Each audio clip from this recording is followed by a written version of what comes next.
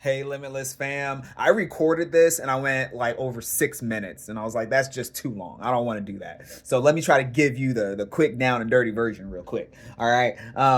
We are going that next step on the missionary pathway. We're about to step into step 5, which is the last step. And I just want to pause before we get there. It's multiplication is what it is. But before we get there, I want to talk about something that's happening here in these last 3 steps, as we're planting seed, as we're seeing church emerge, because 2 or more are coming together in community worship and on being on mission, and we're moving to that multiplication.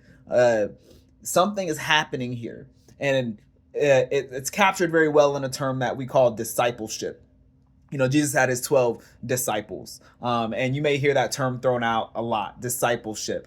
And that's what, as we're pursuing Jesus, as we're growing into more of his image and trying to become closer followers and more like him, discipleship is when we are doing that together and sharpening one another. Usually, so in Jesus's day and age, you had people that would literally follow their rabbi around and they would see what they're doing and try to follow and absorb everything they possibly could from them. And I think we need to get back to more of that. I think we need more of that nowadays. But discipleship is this aspect of I'm intentionally sowing into you and you're intentionally receiving because you want to grow and you want to grow in your walk with Christ and as a follower of Christ. So with that, you're in this. I had, a thought that came by the other day as I was reading in Second Corinthians. Oh, that's New Testament. Second Chronicles. I was reading, and I wrote a blog about this. Let me know if you want to see it. I'll shoot you the link. It's at inhope.tv. It's on the website. But I was talking about how people replicate what they see. And this is really big, especially as we're talking about this discipleship piece. People replicate what they see. And so I want you to consider and think about this, especially fathers. Look, we're not meeting this Sunday, right? This is for everybody, but fathers, an extra challenge here, as we're not meeting this Sunday because it's Father's Day. What are you showing? Because people are going to replicate what they see. Those that you're trying to raise in the ways of God, those you're trying to disciple, what are you putting on display? What are they seeing?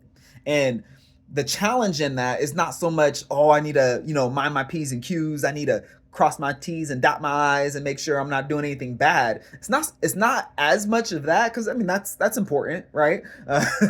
But it's also, are you displaying the good? Are you inviting your kids in and helping them see how Christ is the center and how we worship and how we pursue him and how we give him honor? Are you inviting them into those things?